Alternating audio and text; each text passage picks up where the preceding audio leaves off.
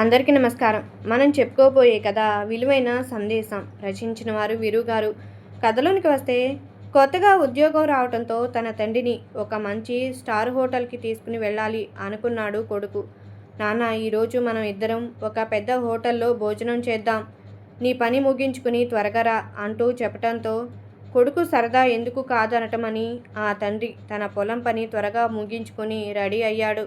Bike మీద తండ్రిని కూర్చోపెట్టుకుని ఇద్దరు కలిసి హోటల్కి చేరుకున్నారు.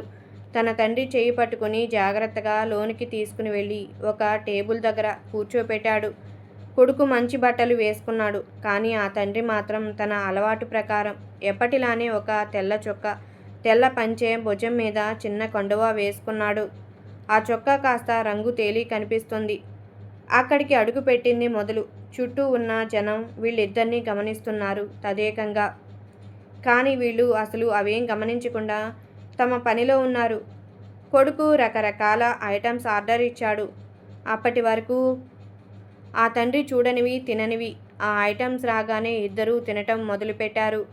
అక్కడంతా స్పూన్స్ అండ్ ఫోర్క్స్ తింటూ ఉంటే ఆ తండ్రి మాత్రం చేతితో తింటున్నాడు. కానీ చుట్టూ ఉన్నవాళ్ళు అదేదో వింతలా తననే చూస్తూ ఉన్నారు. కొన్ని ఐటమ్స్ ఎలా తినాలి, ఎలా కట్ చేయాలి అనేది ఆ తండ్రికి తెలియటం లేదు. కొడుకు మాత్రం ప్రతిదీ చాలా ఓపికగా చెప్తున్నాడు.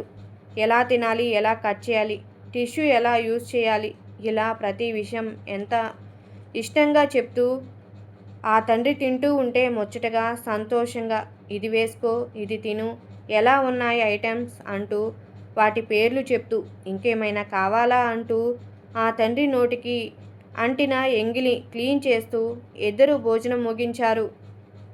అక్కడ చుట్టూ ఉన్నవాళ్ళు దాదాపు అందరూ ఈ ఇద్దరిని చూస్తున్నారు. ఆ తండ్రి చేతితో తినటం, బట్టల మీద పడిన చిన్న చిన్న ఎంగిలి ఆయిల్ మరకలు చూస్తూ కాస్త అసహ్యంగా ముఖం పెట్టారు అందరూ. ఏంటి ఆ పెద్దాయన రూపం, బట్టలు, తినే విధానం అన్నట్లుగా ఈసడింపుగా. అలా నెమ్మదిగా తినటం పూర్తయ్యాక తన తండ్రిని వాష్రూమ్కి తీసుకుని వెళ్ళి ఆ షర్టు మీద పడ్డ ఆయిల్ మరకలు అన్నీ శుభ్రంగా క్లీన్ చేసి తనని మళ్ళీ తీసుకువచ్చి ఆ టేబుల్ దగ్గర కాసేపు కూర్చోపెట్టి బిల్లు కట్టేసి, నాన్న ఇంకా వెళ్దామా, కాసేపు కూర్చుంటారా అని అడిగి తను సరే అనటంతో ఇద్దరూ బయటకు స్టార్ట్ అయ్యారు. ఇంతలో ఒక పెద్ద ఆయన ఈ అబ్బాయిని పిలిచాడు బాబు అని. తనను కాదేమో అనుకుని తిను వెనుకకు తిరగలేదు. ఆ పెద్దాయన మళ్ళీ పిలిచాడు. గమనించిన ఆ తండ్రి తన కొడుకుకి చెప్పాడు, అతను ఎవరో నిన్నే పిలుస్తున్నారు అని. మనకిక్కడ ఎవరూ తెలియదు నాన్న, నాకు కూడా ఇది కొత్త ప్లేస్, నన్ను ఎవరు పిలుస్తారు అన్నాడు. వెనుక నుండి ఆ పెద్దాయన వచ్చి, నేనే పిలిచా బాబు, ఇక్కడ మీరు ఒకటి మర్చిపోయారు అన్నాడు కొడుకుతో. అయ్యో, నేనేం మర్చిపోలేదండి, నేను మా నాన్న ఇద్దరమే వచ్చాం. నా మొబైల్ అండ్ వాలెట్ కూడా నా దగ్గరే ఉన్నాయి. బిల్ కూడా పే చేశాం. బైక్ కూడా నా పాకెట్లో ఉంది అన్నాడు. లేదు బాబు, వాటన్నిటికంటే విలువైనది, ఎంతో గొప్పది మర్చిపోయావు బాబు అనటంతో వాళ్ళు కూర్చున్న టేబుల్ వైపు నడిచాడు.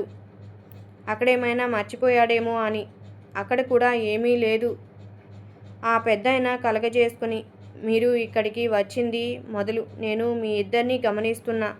కానీ ఇక్కడ ప్రతి ఒక్కరూ మీ తండ్రినే చూస్తూ అతని రూపం, బట్టలు, తినే విధానం చూసి అసహ్యంగా తనని చిన్నచూపు చూడటం నేను గమనించా. అసలు అంతా మిమ్మల్ని చులకనగా, ఏదో రాకూడని చోటుకి మీరు వచ్చారు అన్నట్టుగా చూస్తున్నా. అసలు ఇవేం మీ ఇద్దరూ గమనించలేదు ఇప్పటికీ. వయసు పైబడిన ఒక తండ్రిని ఎలా చూసుకోవాలో, ఎంతగా ప్రేమాభిమానాలు చూపించాలో, కన్నవాళ్లకు ఎంత విలువ ఇవ్వాలో, ఇలాంటి విలాసవంతమైన చోట కూడా చుట్టూ ఉన్న వాళ్ళ కోసం డాబు నటించకుండా తనని తనలానే ఉంచుతూ ఆ తండ్రి సంతోషంలో నీ సంతోషాన్ని చూసుకుంటూ తెగ మురిసిపోయావు. డబ్బు, దర్పం, దర్జా తప్ప మంచి, చెడు, మనసు, బంధాలు, అనుబంధాలు, విలువలు అంటే ఏంటో తెలియని మొద్దుబారిన ఈ బండరాళ్ల లాంటి మనుషుల కళ్ళు తెరిపించేలా ఎంతో విలువైన సందేశాన్ని ఇక్కడ విడిచి వెళ్తున్నారు అంటూ చెప్పగానే చుట్టూ ఉన్న వాళ్ళ ముఖాలు తెల్లబోయాయి. సిగ్గుతో తలదించుకున్నారు అంతా. తల ఎత్తుకుని గర్వపడే గొప్ప కొడుకుని కన్నారండి. నిజంగా అదృష్టవంతులు మీరు అంటూ చప్పట్లు చరిచాడు. ఆ తండ్రి మనసు గర్వంతో పొంగిపోయింది. ఆ కొడుకు మాత్రం ఇది నా కర్తవ్యం, నా బాధ్యత అని మనసులో అనుకుంటూ చెమ్మగిలిన కళ్ళతో ఆ తండ్రి చేతిని ఇంకా గట్టిగా పట్టుకుని అడుగులు వేశాడు. రీసెంట్గా నేను విన్నది మీతో కూడా పంచుకోవాలి అనిపించింది. దయచేసి ఎవరూ కూడా తల్లిదండ్రుల్ని చులకనగా చూడొద్దు. దేశానికి రాజు అయిన ఒక తల్లికి కొడుకే అమ్మ అందంగా లేదు అని, నాన్న నల్లగా ఉన్నాడని చిన్నచూప. ఆ అందమే నిన్ను నవమాసాలు మోసింది. ఆ రంగే నిన్ను ఇంత వాణ్ణి చేసింది. ఆడ మగ ఎవరైనా సరే మీ తల్లిదండ్రులను ప్రేమించండి, అభిమానించండి. మీ కడుపున రేపు ఒకరు పుడితే, మీరు కూడా ద్వేషించబడితే అప్పుడు తెలుస్తుంది ఆ బాధ ఎలా ఉంటుందో. అందుకే మీరు ఆచరించండి, మీ పిల్లలకి నేర్పించండి. ఇంతటితో ఈ కథ సమాప్తం. ఈ కథ నచ్చినట్లయితే లైక్ చేయండి, షేర్ చేయండి, సబ్స్క్రైబ్ చేసుకోండి. Thank you.